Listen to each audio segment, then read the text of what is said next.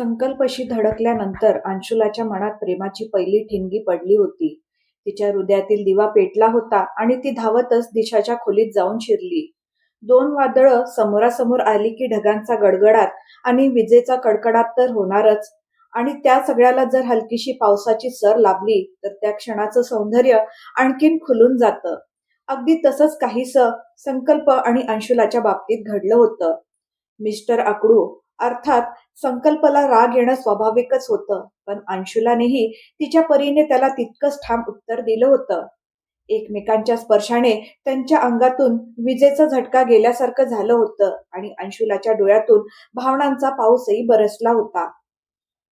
इकडे अंशुला दिशाच्या खोलीत येत पुटपुटली, स्वतःला काय समजतात हे? भैया आणि काकांनी आजवर कधी माझ्याशी एवढ्या मोठ्या आवाजात बोललं नाही, आणि हे जेव्हा जेव्हा भेटतात तेव्हा फक्त रागानेच बोलतात. हे देवा, कुठे अडकवलत मला? संपूर्ण जगात माझ्यासाठी तुम्हाला हाच एक वर सापडला होता का? ती स्वतःशीच पुटपुटत होती. तेवढ्यात दिशा सॉरी अंशू म्हणत आत आली. अंशुलाची अवस्था पाहताच ती घाबरली. अंशू, काय झालं?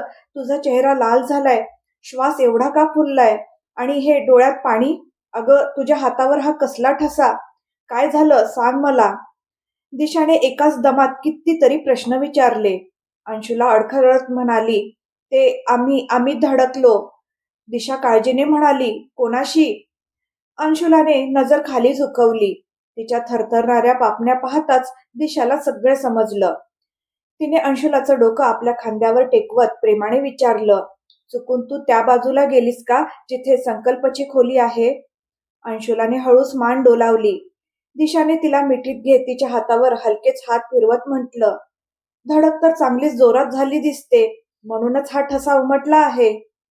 अंशुलाच्या दुधासारख्या गोऱ्या हातावर संकल्पने तिला सावरण्यासाठी घट्ट पकडल्यामुळे त्याच्या बोटाचे गडद ठसे उमटले होते. अंशुला घाईघाईने म्हणाली, नाही ताई, आम्ही पडू नये म्हणून एकमेकांना धरलं होतं. दिशा मिश्किलपणे हसत म्हणाली, अगं, मीही तर तेच म्हणते, दुसरं काही नाही. अंशुला लाजून गप्प झाली. दिशाने तिची साडी ठीक करत म्हटलं, चल आता, मंडपात सगळेजण तुझी वाट पाहत आहेत. अंशुला मंडपाकडे येताना दिसताच महिमाजी पटकन तिच्या जवळ आल्या आणि प्रेमाने म्हणाल्या, माझी लेक तर अगदी परीसारखी दिसते, तुला कुठल्याही शृंगाराची गरज नाही. तुझं रूप तर आधीपासूनच सोन्यासारखं उजळून निघालं आहे. असं म्हणत त्यांनी आपल्या डोळ्याच्या कडेला लावलेलं थोडंसं काजळ बोटावर घेतलं आणि अंशुलाच्या कानामागे छोटासा टिळा लावत म्हणाल्या, माझ्या लेकीला कुणाची नजर लागू नये. तेवढ्यात दिशा हसत म्हणाली, छोट्याचीही नाही बरं का. महिमाजींनी तिच्या डोक्यावर हलकीशी चापट मारत हसून म्हटलं, खूपच खोडकर झाली आहेस तू. तुझ्या भावाने ऐकलं ना तर तुझी काही खैर नाही. दिशा खोटं रुसून म्हणाली, तुम्ही नेहमी फक्त भावाच्याच बाजूने असता. महिमाजींनी दिशा आणि अंशुला दोघींनाही प्रेमाने मिठीत घेत म्हटलं, माझ्यासाठी तुम्ही तिघही सारखेच आहात. असं म्हणत त्या दोघींना घेऊन मंडपाकडे निघाल्या. इकडे संकल्प आपल्या खोलीच्या दारात उभा राहून धावत जाणाऱ्या अंशुलाकडे शांतपणे पाहत होता. स्वतःच्या विचारात हरवलेला तो मनातच म्हणाला, काय मुलगी आहे ही, अगदी वादळासारखी चालते. आणि नकळत त्याच्या ओठांवर हलकीशी स्माईल आली. त्याला पुन्हा आठवलं, पहिल्यांदा जेव्हा तो अंशुलाला धडकला होता तेव्हा रागाच्या भरात म्हणाला होता, वादळासारखं चालता तुम्ही. त्यावर ती किती निरागसपणे हसत म्हणाली होती, आजी म्हणते मी वसंताच्या गार झुळकीसाठी सारखी येते आणि सगळ्यांना सुखावून जाते. संकल्पने नकळत एक दीर्घ श्वास घेतला. त्याला जाणवलं, अजूनही त्याच्या आसपास अंशुलाच्या परफ्यूमचा मंद मोहक सुगंध दरवळत आहे. तो अलगद पुटपुटला, वसंताची झुळूक. तेवढ्यात आयराच्या आवाजाने तो दचकला, भैया, इथे उभे राहून कसल्या विचारात हरवला आहात की या भिंतींनीही तुमच्याशी धडकायची हिंमत केलीये आणि तुम्ही त्यांना धडा शिकवत आहात? संकल्प गडबडून म्हणाला, मी कुणालाच धडकलो नाही. हे बोलून तो स्वतःच आपल्या शब्दांवर ओशाळला आणि गप्प बसला. आयरा मिश्किलपणे म्हणाली, धडकाल तरी कुणाशी? हा तर तुमचाच भाग आहे. सिंहाच्या गोळ्यात शिरण्याची हिंमत कुणाची होणार? संकल्पने तिची वेणी हलकेच ओढत म्हटलं, खूपच बोलायला लागली आहेस. चल आधी सांग, कधी आलीस आणि अजूनपर्यंत मला भेटायलाही आली नाहीस. आत्या आली आहे का? आयरा ही संकल्पच्या आत्याची मुलगी. लहानपणापासून प्रत्येक रक्षाबंधनला ती त्याच्या मनगटावर राखी बांधत आली होती. त्यामुळे ती त्याची लाडकी बहीण होती. वेणी सोडवत ती म्हणाली, "भैया सोडा ना, नाहीतर मामांकडे तुमची तक्रार करीन." असं म्हणत ती पळायला लागली. संकल्पही तिच्या मागे धावत म्हणाला, "थांब, तुला आत्ताच दाखवतो." धावताना ती मागे वळून ओरडली, "मामा तुम्हाला गेस्ट रूम मध्ये बोलवत आहेत. लवकर जा आणि माझ्या मागे लागू नका. मी तर भावी वहिनीला भेटायला चालले आहे." हे ऐकून संकल्पच्या चेहऱ्यावर नकळत हलकसं हसू उमटलं. तो गेस्ट रूमकडे निघाला. दरवाजाजवळ पोहोचल्यावर त्याने पाहिलं, आत अंशुलाची आजी, तिची काकू आणि समर बसले होते. संकल्पला पाहताच समर उठून उभा राहिला. "या संकल्प, आजी हा संकल्प." मग हसत म्हणाला, "राव संकल्प सिंग." संकल्पने आदराने वाकून आजीच्या पायांना स्पर्श केला. आजींनी त्याच्या डोक्यावर मायेने हात ठेवत आशीर्वाद दिला. "आयुष्यमान भव, देव तुझं सदैव रक्षण करो, प्रत्येक वाईट नजरेपासून तुला दूर ठेव." इतकं बोलताच त्यांच्या डोळ्यात अश्रू दाटून आले. संकल्प थोडासा अस्वस्थ झाला. आजींचे अश्रू पाहून त्यालाही मनातून वेदना झाल्या. पण काय बोलावं हे त्याला सुचत नव्हतं. आताच तर त्यांची पहिली भेट झाली होती. शिवाय कोणाशी पटकन मिसळणं हे त्याच्या स्वभावात नव्हतं. तो फक्त शांतपणे मान खाली घालून त्यांच्याजवळ जाऊन बसला. काही वेळ आजी अंशुलाबद्दल प्रेमाने बोलत राहिल्या. नंतर समरने त्यांना अलगद आधार देत उठवलं आणि सगळेजण मंडपाकडे निघाले. मंडपात पोहोचल्यावर संकल्पने आपल्या आत्यासह उपस्थित सर्व मोठ्यांच्या पायांना स्पर्श करून त्यांचे आशीर्वाद घेतले. अशा प्रकारे सगळ्यांसमोर नीटनेटकं तयार होऊन उभं राहणं, प्रत्येकाशी बोलणं, हसून संवाद साधणं हे मिस्टर अकडूसाठी अजिबात सोपं नव्हतं. कारण त्याच्या मते लग्न, साखरपुडा आणि हे सगळे रीतिरिवाज म्हणजे केवळ दिखावा होता. तो नेहमी म्हणायचा, "लोक इतका दिखावा का करतात हेच मला कळत नाही. एवढा थाटमाट करण्याची काय गरज आहे? आधी काही दिवस हा फॅमिली ड्रामा चालणार आणि नंतर काही दिवसातच दोघंही एकमेकांवर आपल्या चुका ढकलत आयुष्य नरक करून घेणार." पण आज तोच संकल्प अत्यंत नम्रपणे सगळ्यांसमोर उभा राहून प्रत्येकाचं आदराने अभिवादन करत होता. महिमाजी मनोमन अंशुलाला हजारो आशीर्वाद देत होत्या. या मुलाच्या आयुष्यात अंशुलाचं पाऊल पडताच कधी कुणाशी नीट बोलतही नसलेला माझा अकडू मुलगा किती बदललाय. देवा या दोघांना कायम आनंदी ठेव. मग दिशा संकल्पचा हात धरत त्याला स्टेजकडे नेऊ लागली. संकल्प लगेच म्हणाला, "हात सोड ताई, मी स्वतः जाईन. मी काही लहान मूल नाहीये." दिशाने ओठ वाकडे करत म्हटलं, "दिस इज नॉट फेअर छोटे. एक तर मी तुझी मदत केली आणि वरून मलाच डोळे दाखवतोयस. मी तुला तिथून घेऊन आले नसते तर आतापर्यंत सगळेजण तुझाच क्लास घेत बसले असते." संकल्प यावेळी मात्र गंभीर होत म्हणाला, "थँक्यू ताई." दिशा लगेच मिश्किलपणे म्हणाली, "तुझा तू थँक्यू तुझ्याकडेच ठेव, नको मला." स्टेजवर बसताच संकल्पची नजर समोर बसलेल्या अंशुलावर पडली आणि तिथेच खिळून राहिली. आज प्रथमच त्याने अंशुलाला अशा थाटात सजलेलं पाहिलं होतं. राणी रंगाच्या साडीत हलक्याशा मेकअपने खुललेला तिचा चेहरा ती गुलाबाच्या फुलापेक्षाही अधिक मोहक दिसत होती. संकल्पची ती गहिरी नजर स्वतःवर खिळलेली आहे याची जाणीव होताच अंशुला आणखीनच अस्वस्थ झाली. तिची ती घालमेल संकल्पच्या नजरेतून सुटली नाही, पण त्याला दुसऱ्या कशाचीच पर्वा नव्हती. तो फक्त तिच्याकडेच एकटक पाहत होता. कधी ती आपली पापणी उचलून त्याच्याकडे पाहिल आणि तिच्या त्या काजळ भरलेल्या डोळ्यातून तिच्या मनातल्या भावना त्याला वाचता येतील याचीच तो वाट पाहत होता. अखेर अंशुलाने हळूच नजर वर केली. क्षणभर तिची नजरही संकल्पवर स्थिरावली. लाल शर्टवर हलक्या तपकिरी रंगाचा सूट घातलेला संकल्प आज विलक्षण देखणा दिसत होता. त्याचे काळेभोर डोळे कुणालाही मोहिनी घालतील असे होते. पण खरं तर संकल्प स्वतःच अंशुलाच्या त्या काजळ भरल्या डोळ्यांच्या कैदेत अडकला होता. क्षणातच अंशुलाने नजर दुसरीकडे वळवली. जणू ती कुणाला तरी शोधत होती. मंडपात कमल किशोरजी, रतन सिंगजी, संकल्पच्या आत्याचे मिस्टर आणि मामाजी सगळे एकत्र बसून निवांत गप्पा मारत होते. गप्पांबरोबर स्नॅक्सचाही मनसोक्त आस्वाद सुरू होता. मधून मधून त्यांच्या जोरदार हशांनी संपूर्ण मंडप दणाणून जात होता. कोणाच्याही मनात क्षणभर शंका नव्हती की काही अनर्थ घडू शकतो. फक्त समर पूर्णपणे सावधान होता. संपूर्ण बंगल्यात त्याचे अंगरक्षक तैनात होते आणि फक्त त्याच्या एका इशाऱ्याची वाट पाहत होते. मंडपाच्या एका टोकाला समर आपल्या विश्वासू अंगरक्षक शिवचरण सोबत उभा होता. इतक्यात त्याने पाहिलं, मंडपाच्या कामगारांपैकी एक माणूस चहा कॉफी वाढणाऱ्या एका वेटरला जवळ बोलावून काहीतरी खून करून सांगू लागला. तो वेटर आजूबाजूला संशयाने नजर फिरवत बंगल्याच्या बाजूने निघाला. समरच्या चेहऱ्यावरची गंभीरता आणखीन वाढली. तो शिवचरणला हळू आवाजात म्हणाला, तिकडे मंडपाचा मेन स्विच आहे. बहुतेक हा तिकडेच चाललाय. चल, वेळ आली आहे. उंदीर आता बिळातून बाहेर आलेत. मग त्याने ठाम आवाजात सूचना दिली, लक्षात ठेव, मंडपात कुणालाही याची कानोखान खबर लागता कामा नये. कुठलाही गोंधळ होऊ देऊ नकोस. योग्य क्षणी त्या हरामखोराला गपचूप पकड. इतकं बोलून समरने एकदा अंशुलाकडे पाहिलं. ती तिच्या आजीसोबत एकटीच बसली होती. क्षणाचाही विलंब न करता समर तिच्या दिशेने निघाला आणि शिवचरण बंगल्याच्या मेन स्विच बोर्डकडे धावला. तेवढ्यात त्या वेटरने मुख्य फ्यूज काढून टाकला. क्षणात मंडपातील दिवे विझले आणि संपूर्ण मंडप अंधारात बुडाला. रतनसिंग मोठ्याने ओरडले, हे काय झालं?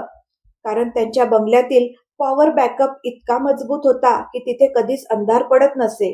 क्षणभर मंडपात हलकीशी खडबड उडाली, पण लगेच दिवे पुन्हा लागले. अंशुला गोंधळून आजूबाजूला पाहू लागली. आताच तर समर भैया माझा हात धरून इथे उभे होते, मग अचानक कुठे गेले? ती अस्वस्थ नजरेने त्याला शोधू लागली. समरने ज्याला अंशुलाकडे जाताना पाहिलं होतं, तो माणूस त्याच्या तावडीत सापडला होता. राव विलाच्या बाहेर उभ्या असलेल्या एका व्हॅनमध्ये शिवचरणने त्या वेटरला पकडून बसवलं होतं, तर दुसऱ्या माणसाची मनगट पकडून समर स्वतः बसला होता. समरने दुसरा हात आवडत रागाने विचारलं, हरामखोर, तुझी एवढी हिंमत झाली की थेट घरात घुसलास? तिथे काय करायला गेला होतास? असं म्हणत त्याने त्याच्या कॉलरला धरून त्याचं डोकं व्हॅनच्या छतावर जोरात आपटलं. तो घाबरत थरथरत म्हणाला, भाऊ, आम्हाला काहीच माहित नाही. आम्ही गरीब माणसं आहोत. 2 पैसे मिळावेत म्हणून वेटरचं काम करतो. या माणसाने मला 1,00,000 रुपयाचं आमिष दाखवून मेन स्विच बंद करायला सांगितलं. पैशाच्या मोहात पडून मी ते केलं. मला माफ करा साहेब. पुन्हा अशी चूक कधीच करणार नाही. समरने लगेच दुसऱ्या माणसाकडे रोखून पाहिलं. मूठ आवळत तो म्हणाला, चल आता तू सांग, इथे का आलास? तुला कोणी पाठवलं? नाहीतर तुझी अशी हालत करीन की आयुष्यभर लक्षात राहील. तो घाबरत म्हणाला, साहेब, मला काहीच माहित नाही. कुणाचा तरी फोन आला होता. त्यांनी हे काम करायला सांगितलं. त्याचं वाक्य पूर्ण व्हायच्या आतच समरची जोरदार चापट त्याच्या गालावर बसली. त्याचा जबडाच हल्ल्यासारखा झाला. तो वेदनेने कळवळत म्हणाला, एका माणसाचा फोन आला होता. त्याने सांगितलं होतं की मंडपात जाऊन एका मुलीला हे इंजेक्शन टोचायचं. त्यासाठी मला 5,00,000 रुपये मिळणार होते. हे ऐकताच समरच्या काजळाचा ठोकाच चुकला. त्याने त्या माणसाचे केस पकडत संतापाने विचारलं, त्या इंजेक्शन मध्ये काय होतं? इंजेक्शन कुठे आहे? तो घाबरून म्हणाला, मला खरंच काही माहित नाही साहेब. त्यात काय होतं ते मला सांगितलं नव्हतं. तुम्ही मला पकडलं तेव्हा ते इंजेक्शन मंडपातच खाली पडलं. समरच्या मारामुळे तो माणूस व्हॅनच्या सीट खाली एका कोपऱ्यात जाऊन पडला होता. क्षणभर समरच्या मनात अंशुलाची काळजी दाटून आली. पण लगेच त्याला आठवलं की हा माणूस अंशुलापर्यंत पोहोचण्याआधीच त्याने त्याला पकडलं होतं. समर आणि शिवचरणच्या लात्या बुक्क्यांनी दोघांचीही अवस्था बिकट झाली होती. ते दोघे सीट खाली विवळत पडले होते. समर म्हणाला, मला वाटतंय साले खरंच बोलतायत. एवढा मार खाल्ल्यावर तर भूत सुद्धा सगळं कबूल करतं. हे तर साधे माणूस आहेत. तेवढ्यात पोलिसांची एक जीप व्हॅन जवळ येऊन थांबली. शिवचरण आश्चर्याने म्हणाला, भैया, पोलिसांना कोणी बोलावलं? समर हलकसं हसत म्हणाला, मीच बोलावलंय. शिवचरण थोडा नाराज होत म्हणाला, आम्ही तर विचार करत होतो यांना आपल्या ताब्यात ठेवून अजून थोडी खातिरदारी करू. त्यावर समर हसत म्हणाला, काळजी करू नकोस, तिकडेही यांची चांगलीच खातिरदारी होईल. असं म्हणत तो व्हॅन मधून खाली उतरला आणि चौकी इंचार्ज समोर उभा राहत म्हणाला, मी समर यादवंशी. तुम्हाला फोन मीच केला होता. मग पोलिसांनी दोन्ही आरोपींना ताब्यात घेतलं आणि जीप तिथून निघून गेली. इकडे स्टेजवर बसलेला संकल्प मात्र एकटक अंशुलाकडेच पाहत होता. पण अंशुला अजूनही आपल्या जागेवरून हलत नव्हती. अंशुलाची बेचैन नजर इकडे तिकडे आपल्या समर भैयाला शोधत होती. संकल्पचा संयम आता सुटत चालला होता. तो कपाळावर आठ्या चढवून रागाने स्टेज जवळ उभा राहिला. तेवढ्यात समर तिच्या जवळ येताच अंशुलाने त्याचा हात घट्ट पकडत म्हटलं, भैया तुम्ही कुठे होतात? मी किती वेळापासून तुमची काळजी करत होते. तिच्या डोळ्यात पाणी दाटून आलं. समर तिच्या खांद्यावर प्रेमाने हात ठेवत म्हणाला, अंशू एक महत्वाचं काम आलं होतं. जरा स्टेजकडे बघ, संकल्प तुझीच वाट पाहतोय. चल लवकर. अंशुलाने घाबरत संकल्पकडे पाहिलं. तो मात्र चिडलेल्या चेहऱ्याने रागाने तिच्याकडेच पाहत बसला होता. अंशुला मनातच पुटपुटली, हे देवा, हे इथेही रागाने माझ्याकडेच पाहत आहेत. माझे भैया माझ्याजवळ नसताना मी यांना अंगठी कशी घालणार? मग समरने तिचा हात धरून तिला हळूहळू स्टेजवर नेलं. आयराच्या हातात सुंदर ताट होतं. त्यात 2 हिराच्या अंगठ्या ठेवल्या होत्या. तिने एक अंगठी अंशुलाच्या हातात देत हसून म्हटलं, घ्या वहिनी, भैयाला अंगठी घाला. अंशुलाने थरथरत्या हातांनी त्याच्या बोटांना स्पर्शही होणार नाही याची काळजी घेत अलगद संकल्पच्या बोटात अंगठी घातली. हे पाहून संकल्पचा राग आणखीन वाढला. आता त्याची पाळी होती. त्याने अंशुलाचा हात आपल्या एका तळ हातात घट्ट धरला आणि दुसऱ्या हाताने तिच्या बोटात अंगठी घातली. अंशुलाने क्षणभर वर पाहिलं. संकल्पच्या खोल शांत नजरा तिच्यावरच खिळल्या होत्या. तेवढ्यात फोटोग्राफरचा आवाज आला, स्माईल प्लीज. अंशुला हलकसं हसली, पण रावसाहेब यांना हसायला जणू येत नव्हतं. विशेषतः या क्षणी तर नाहीच. एवढा वेळ सगळा फॅमिली ड्रामा सहन करत बसल्यामुळे यांचा संयम आता संपत चालला होता. महिमाजींना आपल्या मुलाचा स्वभाव चांगलाच माहीत होता. हे सगळं त्याच्यासाठी किती अवघड आहे हे त्या ओळखून होत्या. म्हणून त्यांनी दोघांना स्टेजवरून खाली आणलं आणि मंडपात ठेवलेल्या एका सोफ्यावर बसवलं. त्यानंतर त्या पुन्हा पाहुण्यांच्या स्वागताच्या कामात गुंतल्या. संकल्पने अंशुलाकडे पाहत विचारलं, तुला काही खायचं आहे का? अंशुलाने शांतपणे नकारार्थी मान हलवली. संकल्पने एका वेटरला बोलावलं आणि पुन्हा विचारलं, चहा की कॉफी? अंशुलाने वेटरकडे पाहत हलक्या आवाजात उत्तर दिलं, चहा. संकल्पने स्वतःसाठी ही कॉफी घेतली आणि शांतपणे पिऊ लागला. इतक्या त्यांच्या मागे 2 स्त्रिया बोलत असल्याचा आवाज त्याच्या कानावर पडला. त्याने वळून पाहिलं. त्यातील एक अंशुलाची काकी होती. त्याची तिच्याशी थोड्याच वेळापूर्वी ओळख झाली होती. दुसरी होती दिशाची सासू. चंचलाने महिमाजींकडे बोट दाखवत विचारलं, हीच का हो वराची आई? दिशाच्या सासूबाई म्हणाल्या, हो, ह्याच आमच्या व्याईन. स्वभावाने खूप चांगल्या आहेत त्या. चंचला उपहासाने म्हणाली, मन खूप मोठं आहे त्यांचं, म्हणूनच सगळं माहिती असूनही. ती अंशुलाकडे बोट दाखवत म्हणाली, या संकटाच्या घंटीला आपल्या एकुलत्या एक मुलाच्या गळ्यात बांधत आहेत. दिशाच्या सासूबाई आश्चर्याने तिच्याकडे पाहू लागल्या. चंचला पुन्हा म्हणाली, महादेव संकल्पजींवर आणि त्यांच्या कुटुंबावर कायम कृपा ठेवो, नाहीतर ही मुलगी फार मनहूस आहे. आता दिशाच्या सासूबाईंनाही तिच्या बोलण्यात रस वाटू लागला. त्या आश्चर्याने म्हणाल्या, बापरे, काय बोलताय तुम्ही? चंचलाने वर बघत हात जोडले. देव खोटं बोलायला लावू नये. माझे मोठे दीर आणि जाऊ स्वर्गवासी झाले. किती सज्जन माणसे होती बिचारी.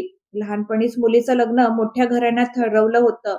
मुलगाही राजकुमारासारखा होता, पण ही मोठी झाल्यावर लग्नालाच नकार दिला. समाजात त्यांची किती बदनामी झाली.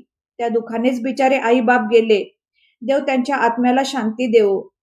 हे ऐकताच संकल्पने मागे वळून तिच्याकडे रोखून पाहिलं. ती अंशुलाची काकी असल्यामुळे त्याने स्वतःच्या रागावर कसा बसा ताबा ठेवला. पण चंचला थांबण्याच्या मनस्थितीत नव्हती. ती अंशुलाची संपूर्ण कुंडलीच उघडून बसली होती. संकल्पला ऐकू जाईल अशाच आवाजात ती म्हणाली, संकल्प बेटा किती देखणा आणि हुशार आहे. यांना तर एकापेक्षा एक सुंदर मुलगी मिळाली असती. मग त्यांच्या आई वडिलांनी आपल्या एकुलत्या एक मुलाचा जीव धोक्यात का घालावा? अंशुलाही हे सगळं ऐकत होती. उघडच होतं अशा शब्दांनी तिच्या कोवळ्या मनावर काय बीतत असेल. संकल्पने तिच्या पापण्यांवर दाटलेले अश्रूंचे मोती पाहिले आणि तिची वेदना त्याला स्पष्ट जाणवली. तो मागे वळला आणि त्या दोघींकडे इतक्या संतापाने पाहू लागला की जणू त्यांना आपल्या नजरेनेच भस्म करून टाकेल. दिशाच्या सासूबाईंना संकल्पचा राग चांगलाच ठाऊक होता. भरलेल्या मंडपात अपमान होण्यापूर्वीच त्या तिथून निघून गेल्या. पण चंचलाने तर स्वप्नातही असा विचार केला नव्हता. ती भीतीने थरथरत म्हणाली, आम्ही तर फक्त तुमच्या भल्यासाठी. संकल्प गुरगुरत म्हणाला, एक शब्दही पुढे बोलू नका, नाहीतर मी विसरेन की तुमचं आणि माझं नातं काय आहे. थोड्याच अंतरावर बसलेल्या आजींना सगळा प्रकार समजला होता. त्यांनी अंशुलाचा हात धरत प्रेमाने म्हटलं, "चल ग बाळा, आम्ही थकलो आहोत. आम्हाला खोलीत घेऊन चल." संकल्पकडे एकदाही न पाहता अंशुलाने आजीचा हात धरला आणि शांतपणे निघून गेली. संकल्प मात्र तिच्याकडेच पाहत राहिला. त्याचं मन प्रचंड अस्वस्थ झालं. मग तो आईजवळ जाऊन म्हणाला, "आई, मी माझ्या रूममध्ये जातोय. मला थोडी विश्रांती हवी आहे." महिमाजी म्हणाल्या, "बेटा, आधी तुम्ही दोघं जेवून तर घ्या." तो कडवटपणे म्हणाला, "मी खूप काही खाल्ले. आता अजिबात भूक नाही." क्षणभर थांबून तो पुढे म्हणाला, "आणि मला कोणीही डिस्टर्ब करायचं नाही." महिमाजी काहीच बोलल्या नाहीत. त्यांचा तापट मुलगा एवढा वेळ सगळ्यांमध्ये शांत बसला हेच त्यांच्यासाठी खूप मोठं होतं. संकल्प आपल्या खोलीत गेला खरा, पण आज त्याचं मन त्याच्या ताब्यात नव्हतं. लाजेने खाली झुकलेल्या, अश्रूंनी भरलेल्या अंशुलाच्या डोळ्याची प्रतिमा त्याला क्षणभरही शांत बसू देत नव्हती. अचानक काहीतरी ठरवल्यासारखं त्याने डोकं हलवलं आणि पुन्हा खोलीबाहेर पडला. इकडे गेस्ट रूम मध्ये आजी पलंगावर बसल्या होत्या. अंशुला त्यांच्या मांडीवर डोकं ठेवून ढसाढसा रडत होती. आजी कधी तिला छातीशी कवटाळत होत्या, तर कधी तिचे अश्रू पुसून तिला शांत करण्याचा प्रयत्न करत होत्या. पण आज त्या आपल्या लेकराच्या वेदनेसमोर पूर्णपणे हतबल झाल्या होत्या. चंचलाकडे रागाने पाहत त्या म्हणाल्या, "आज आपण मुलीच्या सासरी नसतो ना, तर आत्ताच्या आत्ताच कमल किशोरला बोलावून तुझं डोकं ठिकाणावर आणलं असतं. अजिबात लाज नाही वाटत का तुला? समरला तुझ्या या कृत्याबद्दल कळलं तर तुझी काय अवस्था करेल, याचा तरी विचार केलास का?" चंचला अजूनही हट्टीपणे म्हणाली, "आम्ही खोटं काय बोललो अम्मा? सगळं खरंच तर सांगत होतो." आजी संतापाने म्हणाल्या, "एवढं सगळं करूनही तू अजूनही स्वतःची चूक मान्य करायला तयार नाहीस." तेवढ्यात अंशुलाने हुंदके देत डोकं वर केलं. ती आजीकडे पाहत अश्रू भरल्या आवाजात म्हणाली, "आजी, काकींना का ओरडताय? त्यांची काय चूक आहे? त्यांनी चुकीचं काय बोललं?" ती आणखीन रडू लागली. "मी आहेच मनहूस. माझ्यामुळेच आई बाबा गेले. तुमचा मुलगाही तुमच्यापासून हिरावला गेला. माझ्यामुळे सगळेच दुःखी आहेत." तिचा आवाज कापत होता. "मी किती वेळा सांगितलं होतं की मला लग्न करायचंच नाही, पण तुम्ही कुणीच माझं ऐकलं नाही." ती विवळत पुढे म्हणाली, "शेवटी यांची काय चूक आहे? ती चांगली माणसं आहेत. रतन अंकल बाबांशी आणि काकांशी असलेली मैत्री निभावत आहेत." क्षणभर थांबून तिचे डोळे आणखीन भरून आले. "आणि संकल्प सर, त्यांची काय चूक आहे? त्यांच्या आयुष्याला आपण का धोका द्यायचा?" दुःखाच्या भरात ती स्वतःचं भान हरवून बसली होती. अंशुलाने आपल्या साखरपुड्याची अंगठी काढली आणि ती आजीच्या मांडीवर ठेवत अश्रू भरल्या आवाजात म्हणाली, "आता माझ्या मनहूस सावलीचा स्पर्शही या कुटुंबाला होऊ देणार नाही. काकी बरोबरच म्हणत आहेत.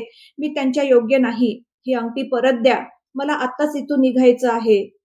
एवढ्यात दारातून एक गंभीर आवाज आला, "द्या, ती अंगठी मला द्या मिस अंशुला." सगळे दचकून दाराकडे पाहू लागले. दारात संकल्प उभा होता. तो बराच वेळ तिथे उभा राहून सगळं ऐकत होता. पण अंशुलाच्या शब्दांनी त्याचा संताप अक्षरशः टोकाला पोचला होता. तो पुढे आला, आजीच्या मांडीवरची अंगठी उचलली आणि ती आपल्या मुठीत घट्ट आवळली. मग अंशुलाकडे संतापाने पाहत तो म्हणाला, "तसही तू हा साखरपुडा तुझ्या काकांसाठी आणि समर भैयासाठीच करत होतीस ना, मग काय फरक पडतो? मोडून टाका हे नातं." त्यानंतर त्याने चंचलाकडे वळून कठोर नजरेने म्हटलं, "आता तुमच्या मनाला शांती मिळाली असेल." क्षणभर थांबून तो पुढे म्हणाला, "पण एक गोष्ट लक्षात ठेवा, पुन्हा कधी माझ्यासमोर येऊ नका, नाहीतर मी हेही विसरेन की तुम्ही समरची आई आहात." पुन्हा एकदा त्याने सगळ्यांकडे पाहिलं. "आणि अजून एक, या खोलीत जे काही घडलं त्याचा एक शब्दही या खोलीबाहेर जाऊ नये, समजलं?" असं म्हणत त्याने आजींच्या पाया पडून नम्रपणे म्हटलं, "माफ करा आजी." मग हातातील अंगठीकडे पाहत तो शांत पण ठाम आवाजात म्हणाला, "खरं नातं मनाने जुळतं, त्यासाठी या अंगठीची गरज नाही." एक क्षण त्याची नजर अंशुलावर स्थिरावली आणि तो खोलीबाहेर निघून गेला. खोलीत उपस्थित तिघेही जण अवाक झाले होते. जणू त्यांच्या अंगावरून वादळच गेलं होतं. कुणाच्याही तोंडून एक शब्दही बाहेर पडला नाही. संकल्प थेट आपल्या खोलीत गेला आणि पलंगावर जाऊन आडवा झाला. रागाने त्याचं डोकं अक्षरशः तापलं होतं. त्याला समजत नव्हतं, ज्याने आयुष्यात कधीच कुणाच्या बोलण्याची पर्वा केली नाही, तो आज स्वतःच्या भावनांमुळे इतका अस्वस्थ का झाला आहे. त्याच्या मनात प्रचंड संघर्ष सुरू होता. अंशुलाच्या डोळ्यातील निरागस ओढ त्याला न बोलताही जवळ बोलावत होती. तिचा निष्पाप चेहरा त्याच्या डोळ्यासमोरून हटत नव्हता. पण तिचं कोरडं अलिप्त वागणं त्याला सतत विचार करायला भाग पाडत होतं. तिच्या मनात नेमकं काय आहे? ती खरंच माझ्याशी लग्न करू इच्छिते का? की हे तिच्यासाठी फक्त एक तडजोड आहे? आज तर अंशुलाने मर्यादाच ओलांडली होती. तिने चक्क साखरपुड्याची अंगठी काढून ठेवली होती, तीही त्याच्या डोळ्यासमोर. त्याने हळूच आपली मूठ उघडली. थोड्याच वेळापूर्वी हीच अंगठी त्याने स्वतः अंशुलाच्या नाजूक बोटात घातली होती. त्या क्षणी तिचा कोवळा हात त्याच्या बोटात अलगद विसावला होता. त्या स्पर्शाचा ऊब अजूनही त्याच्या हातावर जिवंत होता. त्याला हेही ठाऊक होतं की तिच्या काकीने जे काही बोललं त्यामुळे अंशुला मनापासून दुखावली गेली आहे.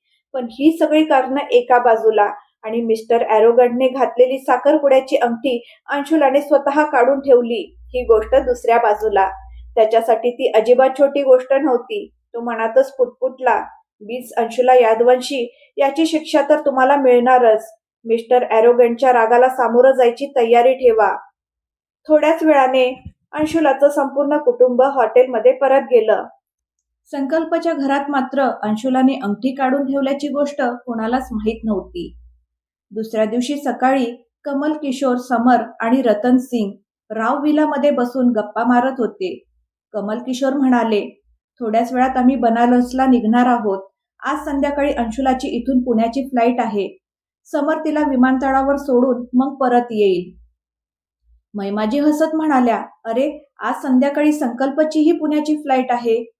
क्षणभर विचार करून त्या पुढे म्हणाल्या, "मग असं करूया ना, दोघांनी एकत्रच जावं. शेवटी दोघांनाही जायचं तर एकाच ठिकाणी आहे." महिमाजींचा हा प्रस्ताव ऐकताच सगळेजण एकमेकांकडे पाहू लागले. मग रतन सिंगनी संकल्पकडे पाहत म्हटलं, "बाळा, अंशुलाचं तिकीटही तुझ्याच फ्लाईटमध्ये कन्फर्म झालं तर बरं होईल." संकल्प शांतपणे म्हणाला, "हो पप्पा, मी पाहतो." त्याने लगेच मोबाईलवर फ्लाईटचं स्टेटस तपासलं. काही क्षणांनी तो म्हणाला, "पप्पा, अंशुलाची तिकीट कन्फर्म झाली आहे." काही वेळातच संकल्प आणि अंशुला विमानात बसले होते. दोघांच्या सीट एकमेकांच्या शेजारी होत्या. संकल्पने बाजूला होत अंशुलाला खिडकीजवळची सीट घेण्यासाठी जागा दिली आणि स्वतः मधल्या सीटवर बसला. एअरपोर्टवर भेटल्यापासून अंशुलाने एकदाही त्याच्याकडे नजर उचलून पाहिलं नव्हतं ना त्याच्याशी एक शब्द बोलली होती. मात्र संकल्पची नजर पुन्हा पुन्हा तिच्यावरच जाऊन थांबत होती. अंशुला शांतपणे खिडकीबाहेर पाहत बसली होती. शेवटी संकल्पने शांतता भंग केली. "मिस अंशुला, आता तू ठीक आहेस ना?" पण अंशुलाने काहीच उत्तर दिलं नाही.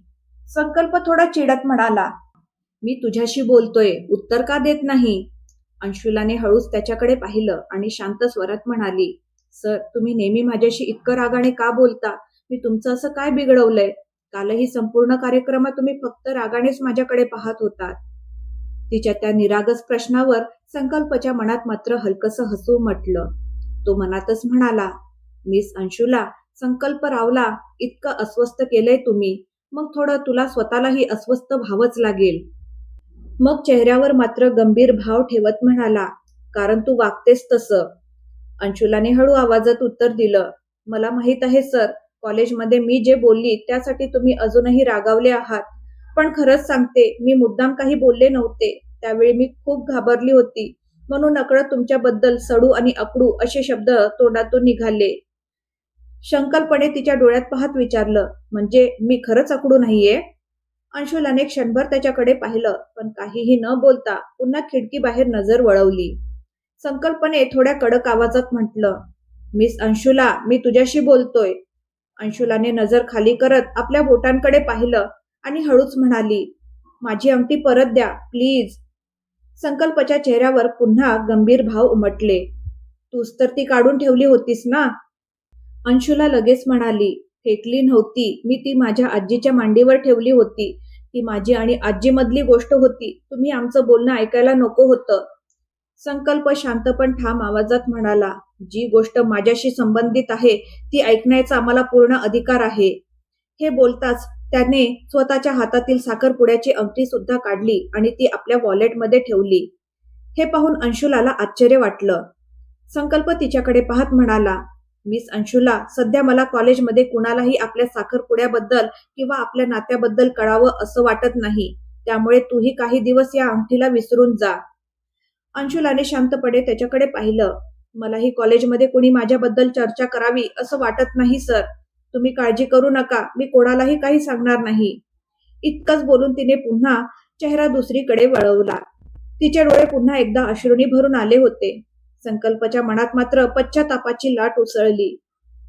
पुन्हा एकदा नकळत मी माझा राग तिच्यावर काढला. मला असं बोलायला नको होतं. त्याला स्वतःचाच राग येत होता.